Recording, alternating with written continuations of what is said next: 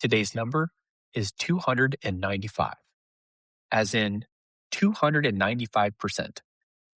That's how much ChatGPT uninstallations spiked in a single day after OpenAI signed its deal with the Pentagon, after the Pentagon's fallout with Anthropic, the maker of Claude. 295%. One day. We'll come back to that one later. CEO Sam Altman just told his employees he's stepping back from overseeing safety at OpenAI, not because safety is being handled well, but because he wants to focus on raising money and building data centers. Meanwhile, a new OpenAI model is just weeks away.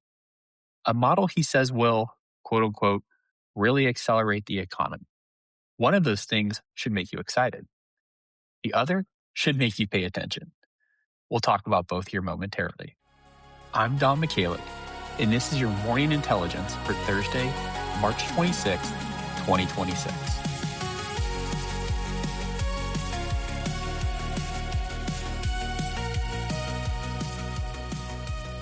Here's what you need to know today. OpenAI is weeks away from a major new model, and its CEO just stepped back from safety oversight. We'll break down what both those things mean for the tool nearly 900 million people use every single week. Baltimore just became the first U.S. city to sue an AI company over deepfakes. The escalation on this story is truly something. And a quick update on the Anthropic Pentagon case. We're still waiting on Judge Rita Lynn's ruling, and we'll tell you what to watch out for. The Federal Reserve just released its most comprehensive study on AI in your job. And the answer is more nuanced than you'd probably think. In today's Deep Cut, Apple was quietly granted complete access to Google's best AI model. And it's using it to build Siri from the inside out. And we'll close today's episode with a question. Is that song on your Spotify playlist actually made by a human? Let's get into it. Two things happened this week at OpenAI that, when taken together, tell you more about the state of AI than any product launch possibly could. First up, OpenAI has finished pre-training a new model. The internal codename is Spud. CEO Sam Altman told employees to expect, his words, a very strong model in a few weeks that can really accelerate the economy. Whether it's GPT-6, GPT 5.5, or something else entirely, nobody outside the company really knows yet. What we do know is that to free up the compute to build it, OpenAI killed Sora. We covered that one yesterday. And with it, the billion-dollar Disney deal. They literally shut down their most famous product to make room for this one.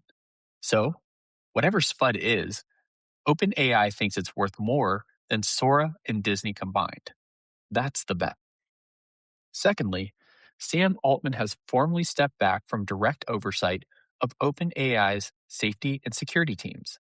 Safety now reports to CRO Mark Chen, security reports to President Greg Brockman, and an independent oversight committee chaired by Zico Coulter, a professor at Carnegie Mellon, has the authority to delay releases if they don't meet safety standards. Altman's focus going forward, raising capital, building out supply chains, and constructing data centers at massive scale. I want to sit with that for a moment. The person in charge of the most widely used AI tool on the planet today looked at his responsibilities and decided, safety is not where I need to be right now. Building infrastructure is. And here's the detail that puts it all into context. A few weeks ago, OpenAI's robotics lead, Caitlin Kalinowski, resigned. She didn't leave quietly. Her statement said, and I'm quoting here, surveillance of Americans without judicial oversight and lethal autonomy without human authorization are lines that deserve more deliberation than they got. Remember our number of the day, 295%? That's how much ChatGPT uninstallation spiked the day after the Pentagon deal was announced. People didn't just complain. They straight up deleted the app. Oh, and one more thing here. While we're talking about OpenAI's model roadmap, GPT 5.4 Mini started rolling out to free ChatGPT users this week. If you're on the free plan, you now have access to a version of the same thinking capability that paid users have had. It's a distilled model, not the full GPT 5.4, but it's a real upgrade. So the free version just got better. The next version is coming fast, and the CEO's attention just shifted away from safety to scale. So why does this all matter? Well, here's why I wanted to lead with this today. This is not a story about one thing going wrong. It's a story about a company making a series of decisions that tell you exactly where its priorities are. Kill your most famous product to free up compute. Step back from safety to focus on fundraising. Lose your robotics lead over a defense deal. See a 300% spike in uninstallations and keep going. None of those decisions are inherently wrong, but they are choices. And if you use ChatGPT every day, nearly 900 million people do every week, the choices the company behind it is making should matter to you. The bottom line here is the most used AI tool in the world is about to change. And the person who was overseeing whether it was safe just decided he had bigger things to focus on. You can decide how to feel about that, but you should know what's happening. All right, let's get to our rundown today. Our first story comes out of Baltimore. Baltimore has become the first city in the US to file a lawsuit against an AI company. The target is xAI, Elon Musk's AI company. The allegation, Grok, was used to create deepfake pornography, including images depicting minors. And the city says xAI failed to implement adequate safeguards to prevent it. If you've been listening to this show, you've been watching this story escalate almost in real time. Back in episode 3, 3 Tennessee teenagers filed a class action lawsuit after their yearbook photos were turned into explicit images using Grok. In episode 7, French prosecutors formally alerted the DOJ and SEC that they suspected Musk encouraged the deepfake crisis to inflate his stock price. And a week ago, Senator Elizabeth Warren wrote to the Pentagon questioning its deal with xAI given the company's safety record. And now, a city government is suing.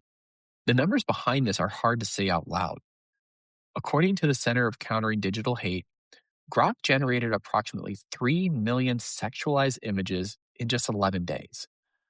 Roughly 23,000 of those appeared to depict children. 3 million, 11 days. And I'll just note this. The Pentagon blacklisted the company that refused to let its AI be used for mass surveillance without safeguards. And, in turn, it signed a deal with the company whose AI generated child sexual abuse material. And I'm not editorializing here. I'm just putting those two facts next to each other. Okay, so what? Well, if you work in legal, communications, marketing, or any role that really touches AI tools, the liability landscape just kind of changed here. When a city government starts suing, it's a signal that AI regulation is coming from the ground up and not just from Washington. Our second story in the rundown, and really just a quick update on the case we've been tracking since episode 3. Both Anthropic and the Pentagon filed their final supplemental evidence last night, as ordered by Judge Rita Lynn.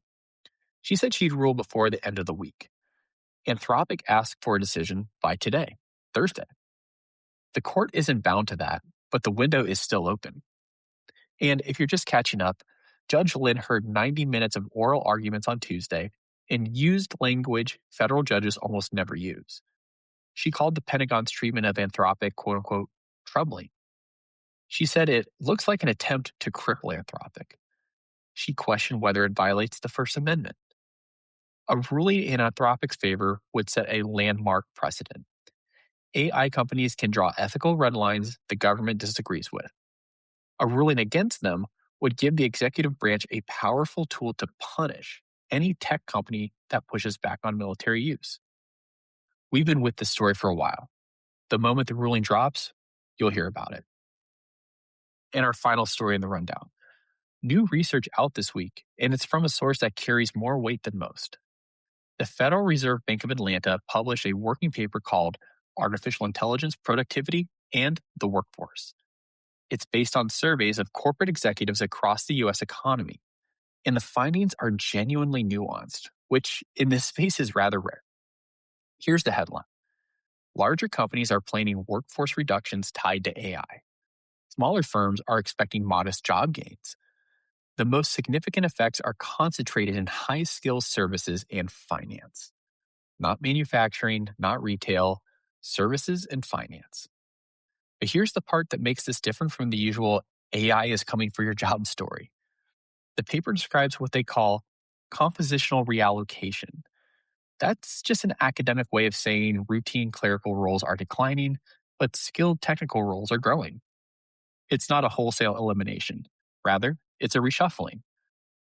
The paper finds little evidence of near term aggregate job loss, but it does expect productivity effects to strengthen throughout 2026, particularly in services.